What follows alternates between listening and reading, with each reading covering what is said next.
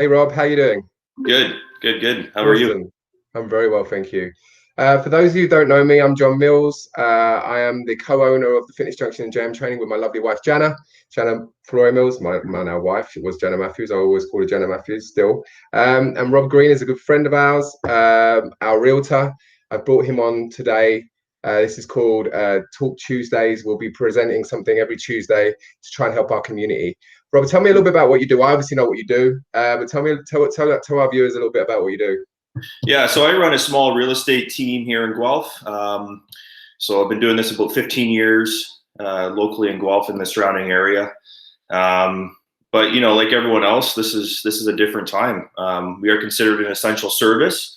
Yeah. What that means is, it's still kind of cloudy what that means, but there are people that are stuck in the middle of this whole scenario right now where they've either bought a house already and have to sell their home, or they've sold their home already because the market was really strong and now they've got nowhere to move to. So if one sale falls through, it can cause a domino effect, affecting many people. So yeah, it's a strange time, but there's I guess positives that come with every situation, and we can talk about that as well if you'd like. Yeah, that's an interesting point that you make. I hadn't even thought about the people that sold their house just before this happened and were looking to purchase something, or were in a chain, right? I didn't even think about that. That's a tough situation for people, right? So what options are open to people like that currently?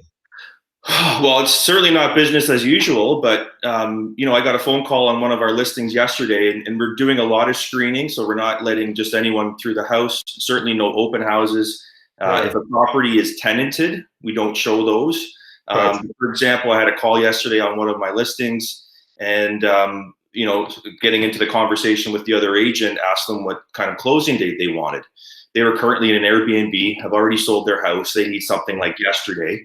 Yeah. And for my current sellers, they've bought something else and it closes in a few months. So we found that out really early on that that transaction wouldn't work. So there's no point in showing it. There's no point in them tromping through the house to see it if they can't get in and line up the closing date. So yeah, people are they're stressed out about it, especially the most important thing at the end of the day is shelter and food. And if people don't have a house to move into, or there's lots of scenarios, but if people don't have a safe place to be during this time of self-isolation and quarantine and everything else, there's not really much left to turn to. So Yeah.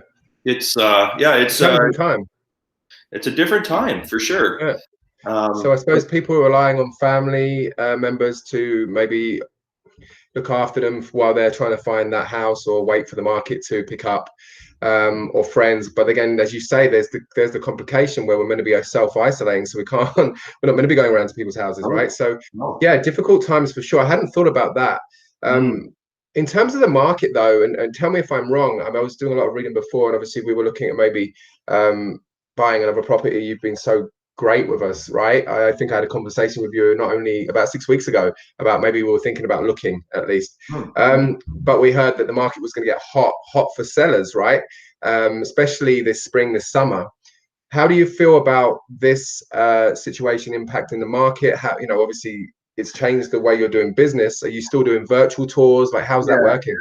Yeah, so we're still promoting properties. We have listings that are coming up next week, and we're doing a lot more upfront work. So we're getting pre-home inspections done so that if people have questions about the overall condition of the house, we can basically scale it in a scale of like out of 10. So it's a 9 and 9.5 out of 10 condition, similar to what you would see on I guess different websites where you're car shopping or stuff like that. They have a Carfax. So they got a history or report card on the condition of that car. So we're trying to do a lot of upfront work, which would limit our exposure to going in the house or to the family that's living there. And if there are older people living in the home, we absolutely are taking a stand against listing their property unless it's absolutely crucial. So we're trying to really weed out the people that are tire kickers, people that are just kind of looking for fun or social activity. Yeah. But we still are available for the the very, very needy buyer and seller that actually Yeah. has a responsibility to their family to either buy or sell a house. So we take that job pretty seriously. Yeah. Client is our client, and in a lot of cases, their interests lie, ahead of our own. So, Right. um, Well, there's something I've known about you is you're very customer focused, and you really do look after your thanks, John. customers. Obviously, like we do, we have very, very similar core values, right?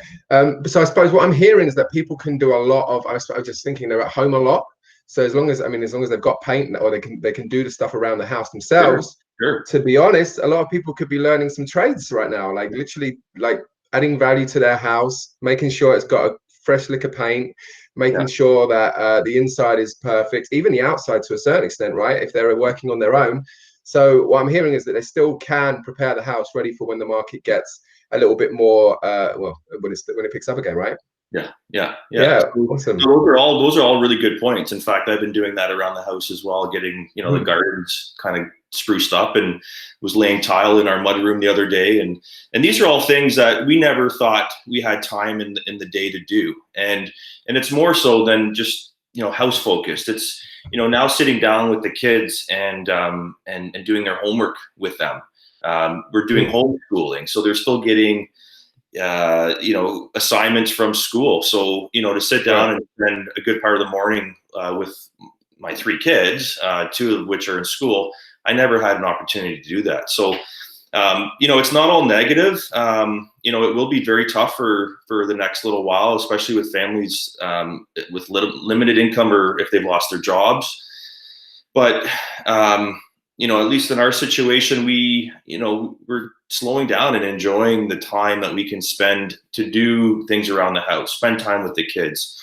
I'm reading up on doing day trading for stocks. Right. Yes. And planning for when this stuff, when business comes back to normal operations. So yeah.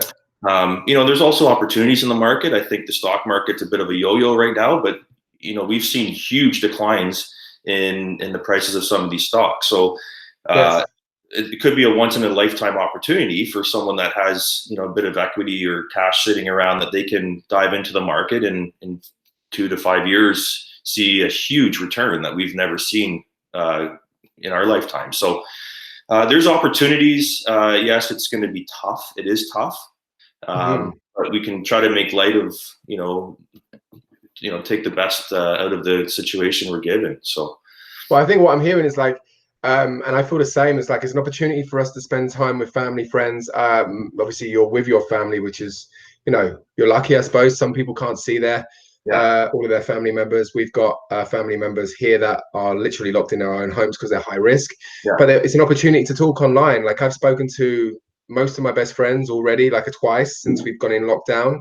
Everyone's in the same situation in Europe. So I've spent more time talking to my family and friends because I'm less busy, like, in the rat race, if you know what I mean. Like I know, like you're super busy as well. We don't ever really take a minute to like sit. And now we're like able to plan. Like you say, you're thinking about getting into this, looking at the stock market. I know some people might think that's a bit crazy right now. And some people just probably don't have the cash, which I totally appreciate. But for people that do, I'm not, by no means am I giving you advice, but if you look at history and you look at the corrections that we've had, and you believe that this could be another correction, obviously it's a different situation. It is an opportunity to potentially get in a good spot. But again, I'm not advising you to do that. You don't go out there and spend money you don't have. But if you were thinking about doing it, it's a perfect opportunity, I feel, and I think you're on the same page as me. As long as you've got some advice and you know what you're doing, to take that opportunity, right, to bounce back strong after this. But in terms of like the ability to spend time with family, learn more, educate. Like I sat on a seminar for an hour and a half yesterday, which is a seminar that I signed up for probably 6 months ago. And I keep getting the, I keep getting the pinged emails from this guy, and I've unsubscribed from so many, and I didn't unsubscribe from his because I was like, you know what?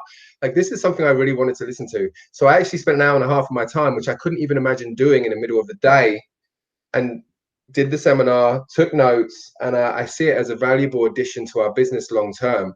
And I almost unsubscribed and didn't listen and didn't do it. So, but because we've got this opportunity, this space, yes, we're still working hard, but it's just a different mindset. I feel a different opportunity to grow in a different direction and build for the future, right? Mm-hmm. Yep. Yeah. How has your business changed then, John? I see you're doing some videos from a home and still offering, nutritional advice and different workout plans. Have you been able to lend out some equipment, or how does that work? It's funny.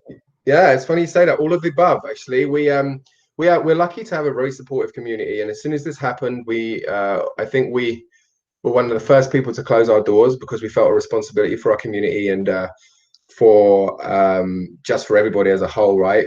I was getting information from my family in Italy who are about 4 weeks ahead of us, and they're having a really rough time right now. So I knew I had been doing a lot more reading about the virus, and just decided it was the best thing to do. But obviously, all of our services were based on face-to-face, right? We had no online system set up at all. So we spent 48 hours scrambling, working out how we were going to set up our online system, speaking to all of our community. Some of them will be watching this. They've been absolutely amazing, so supportive. And yes, we lost about 80% of our revenue, but we're able to keep our class revenue close to where it was. Yeah. And work on some one-to-one personal training. So we have about 50% of our personal training clients who are doing the one-to-one through a Google Hangout like we are right now. Yeah. And it's not integrated very well. There's a lot of back-end work that we have to do. Obviously, we're trying to make it more streamlined. But as far as our clients are concerned, it's very easy for them to tap into our workouts, into our programs, into our live classes, which we're teaching, as well as for us to continue with the food and nutrition feedback. It's so important in this time, right? Because we're going to be stuck at home for weeks to months. So we really need that hour of exercise. I just finished an hour of exercise, and I didn't want to do the workout. I actually just, I think I was a little late on the call with you because I was videoing it because somebody asked me for a kettlebell workout, and I hadn't done one for a while because of my wrist, because I have an injury. So I recorded it. It wasn't perfect, but it's going to be up there for people to use. So we're trying to create some free resources for people too. Yeah, good. But yeah, like we took the services online, and I think, fingers crossed, we should get through this. Like, obviously, we don't know how long this is going to last for, but I think this is going to change the way business is conducted across all kinds of industry. Like, we're seeing it right now with lawyers. Lawyers, if any are listening, I apologize in advance, but they're pretty slow to adapt to new technologies, especially online capabilities and that sort of thing. But we have closings that have still continued forward, and now they're doing it via video signatures so that they can witness it in real time by video.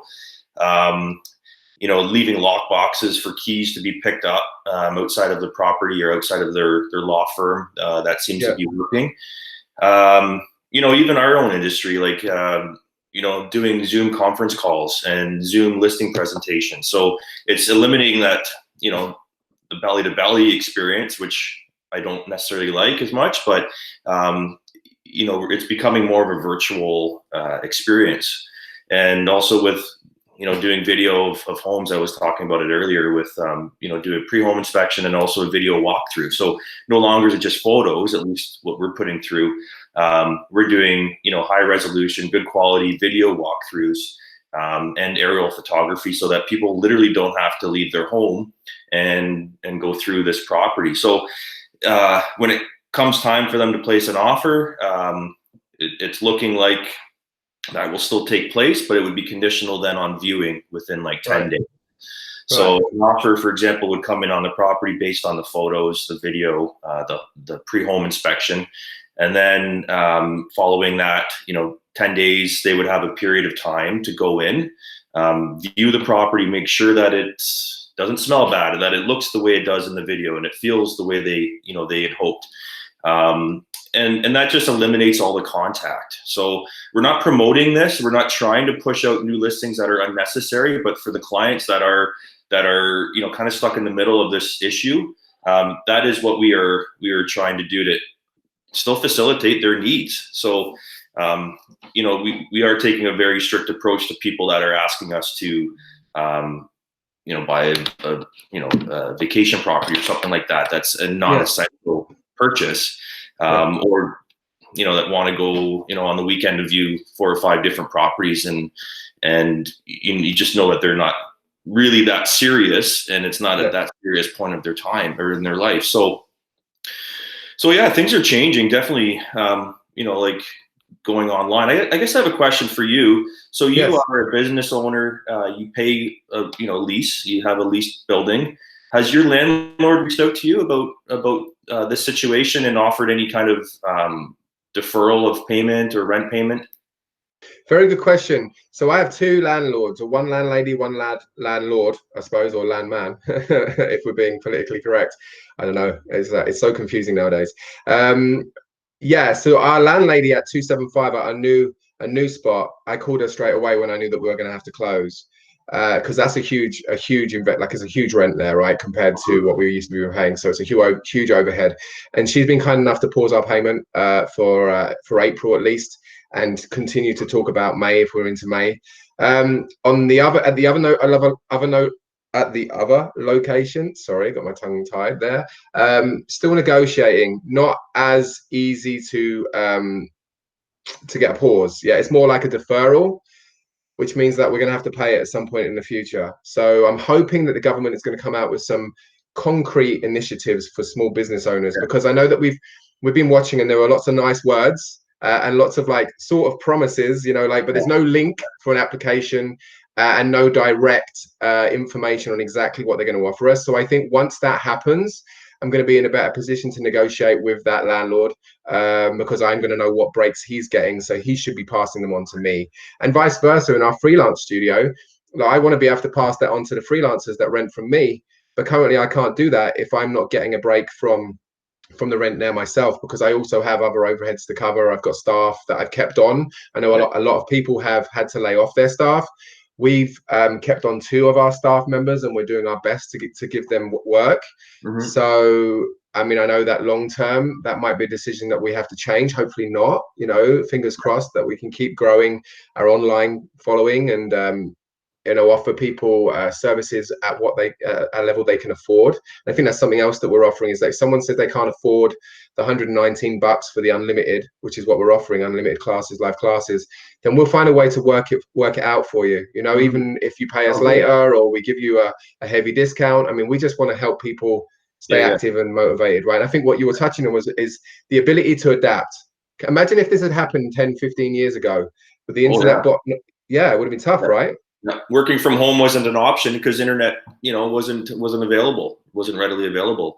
Well, it was, but you know, not in my case, in a rural setting. So, no, industry will change. The way people conduct their business will change. I think, you know, there's, like we talked about, opportunities. I also think that people's life perspective will change as well, because at the end of this all of this, you know, what really matters is health, family, food, shelter, and then some of the other, you know, kind of things like nice clothes. I mean, that could take a side seat to some of these other very, very crucial parts of people's lives. So it's going to be, you know, the conversation of, you know, what's going to happen to real estate. I know you mentioned that earlier. You had a question about that. That's a tough one, because anything pre-corona, those prices are no longer there. We can't rely on that as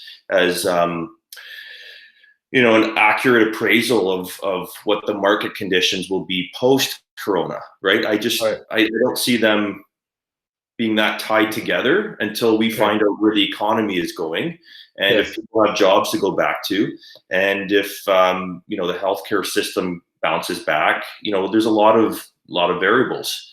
The Toronto market, talking about condos, if you've been held up in a condo, you know, a 1 or 2 bedroom condo for a month, maybe longer, will you be as interested in having a condo? I don't know. And there's a lot of Airbnb condos that are being offered for rent that probably aren't getting filled right now in Toronto. So that may push, supply higher, which is great for first-time home buyers and people getting into the Toronto market. But at the same time, it might also, I've been reading, there's 10,000 plus units of condos in Toronto, like downtown Toronto, that are currently being offered on Airbnb. And Right. those owners, they have mortgage payments. And if they're not being rented on a daily basis, like what they've been used to, they have to sell or foreclose. Right. Foreclosing is not an option for a lot of people. That ruins their credit, especially if they're an investor. That's not something that they want to experience. So, in light of this, it might bring prices down, but we don't know. The other side of the coin is you've got still a high demand for real estate in Ontario.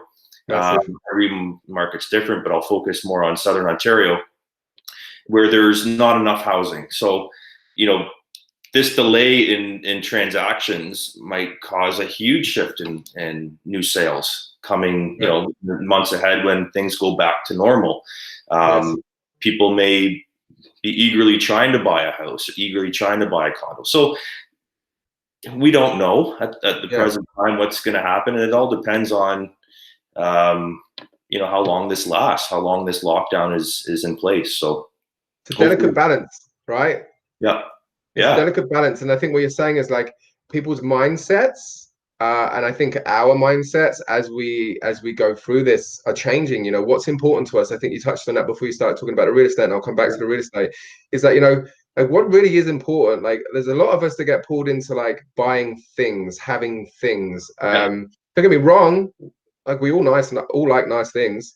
But like, how useful are those things right now, right? Like seriously, like those watches, those really nice clothes. Like I'm literally in I'm always in my jogging bottoms anyway. Let's be honest. But you know what? That wardrobe full of clothes isn't getting worn right now unless I decide to turn up to dinner with it on for Jana, right? But like I'm just saying, like it really does make us realize that. And I'm not going to get too socialist on this, but the capitalist things that we surround ourselves with, right? Really, when the system breaks like this, it affects our ability to buy into that. We can't. We're not able, our freedom has been affected. So I think all of a sudden we start to reflect on what's important. Like you said, family, our food, our health. Exercise is a huge part for stress management, especially mental health. And then, our freedom to move, like we can't fly now. I can't go and see my family now. Whereas before I was always able to. Maybe I didn't book the flight yet, but like now I can't go and see them. My freedom's been taken away. I think it makes us really realize what's important. When you're talking about the real estate, huge story there in Toronto. Didn't even think about that. All these people that are renting out for Airbnb, they're making their money. That's their business model. All of a sudden now, they're in trouble. They might have to buy. They might have to sell quick at a low price in order to get the money back that they need, right? So like big impact that I didn't even think about. Yeah. Well, it's everywhere. I mean, it's not just Canada. It's you touched upon Italy. You touched upon the UK, California. Places in New York. Yeah. It's not a local problem. So it's a worldwide problem for sure. Yeah, everyone did it together. So I mean, that's the time where I think the connections and still being like having these chats like you and I have. We try to meet for coffee every few months or so, and often gets canceled because of our busy schedules. And I'm using this time to check in with old pals and Zoom conference calls and checking in with past clients and asking them how they're coping and sending out letters and stuff to them just to check in and make sure that people are doing okay. So, I mean, it's tough. It's really tough. I can't begin to explain, how people are coping. I don't, it's kind of, I'm lost for words. It's really tough territory. Really, we've never been down this road before. So it's a new era or a period of time, at least. I won't call it an era, but we might call it the COVID era. I was just watching a news piece, and I read an article about babies that will be born during this time of quarantine, right? Generation Q, right? Generation quarantine, COVID babies. I mean, it's pretty weird, but like, I mean, if you think about it, if we're cooped up inside, there's only a few things you can do, really, like especially like if you're close to your loved one, right? So there's gonna be lots of babies made during this time for sure. In 15 years, they'll be called the quarantines. Yeah, the quarantines or Generation Q, right? Yeah. Quarantine. So, yeah, interesting article. I mean, there's a lot of like, I suppose, a lot of scary stuff out there that I try not to read too much of. I like to read the science and not turn on CNN or anything like that, but like BBC News and keep an eye on what's going on, but trying not to like brainwash myself, like trying to keep things positive, light. And again, like you said, these chats are very, very important. I wanted to have this conversation and record it because I respect you a lot. You're very well respected in the community as an industry leader. I have lots of realtor friends. You're one of them, and I respect every single one of them. They're all awesome, but we trust you because you sold us found our first house and our second as well, and like we've always been close, right? And we've got that mutual respect. So I just wanted to bring you on because you know exactly what's going on the ground. Do you have any more like information or like level advice for people in regards to any information you found, anything that you're doing with utilities, bills, property tax, anything that you found out that we might not know? Because there's a little bit of miscommunication out there. Yeah, definitely. So there are some deferral programs in place with your lender, depending on who you are with. Yeah. There's different banks. If you have private lending, I don't know if that's an option for you, but certainly talk to your lender. If you're finding it's tough, see if you can defer your payment for 6 months, 4 months, however long you need. If you're on bi-weekly mortgage payments, you can change that to monthly. It might buy you a little bit more time if things are getting tight. Yeah. You could refinance, pull some equity out. I mean, that's it's an option, right? It's an option. That's something that you could do if you have a lot of equity in your home and you're cash poor right now. Then that is an option. Even talking to your utility company. So, you could ask for a deferral. You have to let them know up front and ahead of time that you're going to be late on a payment, but ask them if you can defer it for a month.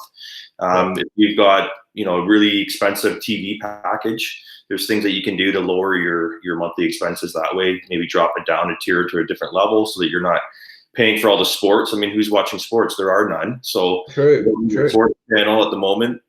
News, I guess, is imperative, but that comes basically free if you have the most basic package. There's options. There's things that you can do. We talked about building equity, and you can build some equity in your home while you're still at home. Painting, you can get caught up on getting things organized around the house. But I mean, there's options. If money is tight, there are options. I wouldn't go out spending on big screen TVs in times of these. At this time, it's basic common sense. Don't spend over what you've allotted for, because things could be tight for a while. That's good advice. I mean, the first thing me and Jana did was, as business owners, we're like, wow, okay, like we just closed our doors. Our expenses are nuts. Like seriously, like we have to. I won't tell you, but like it's thousands and thousands of dollars a month, right? So like, we need to slash our expenses. Like, so we're like, where can we slash? I'm on the phone to my BDC, who that's my business loan for the location, right? I'm on phone to them straight away. Can you freeze payments? Yeah, they can freeze payments, defer payments for 6 months, add it on to the end, and then just pay interest for now. Spoke to my landlady. I mean, spoke to my utility company, spoke to Rogers, spoke to Bell. So in some sense, you're ahead of the curve when you're doing it, but like you're taking control of the situation. And be honest and candid with these people, because if you say, oh yeah, what can you do for me? They'll be like, yeah, I can't do anything. But if you're like, I haven't got any money, I can't pay you, like, until I open my doors, what can you do for me? I'm desperate. Everyone's desperate. They'll take you seriously. Take control of the situation. Be candid. Be proactive. And see where, if you can slash everything by 50% and you can get like a rent deferral or a mortgage payment deferral, you're going to feel a lot less stressed about being at home and not being able to work, or working at a percentage of what you could normally do, right? We did that straight away. Don't get me wrong. We're not stressed, but we're not stressing. Like, we are being proactive. We're trying to find solutions. We're trying to adapt to the situation. And as I say, we're talking about online services because we live in this day and age. There is an opportunity to do things online, right? But you really have to speak with people individually in order to get that support from people, because people are stressed. They're thinking about their own stuff. They're thinking about their own family. They're not thinking about your business, right? So the most important thing is to support people in this time, right? And that's what we're doing here. We're having a chat. trying to give people some valuable information, telling people how we're adapting. You're obviously an industry leader, so I want to bring you on in because you understand the market, you understand what people can do, what the situation is right now. And from a business owner myself, I can tell you guys what we have done in order to be able to help you alleviate that stress, because we're going to be, don't listen to Trump. We're going to be here for another month at least, right? You can't put a timetable on a virus. No, you can't. As much as he wants to change the channel. So yeah. Yeah, but yeah, it's different. It's definitely different. We'll all get out of this eventually, and there's a lot to be learned. Yeah, and I think you're saying we're in it together, right? So again, listen, if anybody watching this, have any questions for myself and Rob, I know Rob's a stand-up guy. I'm not going to give his personal cell phone number out, but like we might put his email put his email in here, or I'll tag him on Facebook, and you guys can ask him some questions in relation to anything related to the market or anything that we've spoken about. If anyone wants to know how they can keep working on their health and fitness goals during this really stressful time, one of the most important times to be working on your health and fitness goals, and have the support of a community. We have an amazing community. Rob is part of our community, and so are so many other realtors that we know too, and business owners and just real people, family people. We're all in this together. Come and join the Fitness Junction support group. You have to ask to be invited, you have to ask to be entered, and I will accept your invitation. And we're sharing a lot of stuff there. It's a nice, safe place for you to ask questions, talk. We're actually doing a virtual cook and dine this Friday. If everyone can get the groceries. What time is that? 5 p.m. But you have to go onto the support group and get the recipe off the post. I'll tag you in it so you can see it. We're cooking a banh mi sandwich. Okay, so this is a Vietnamese sandwich. Me and Jana went to Vietnam on our honeymoon in 2015 when we could travel, and it's basically a marinated pork sandwich with like pickled vegetables, cilantro, and an aioli. It's got some pate in there as well. Honestly, it's a sandwich to die for.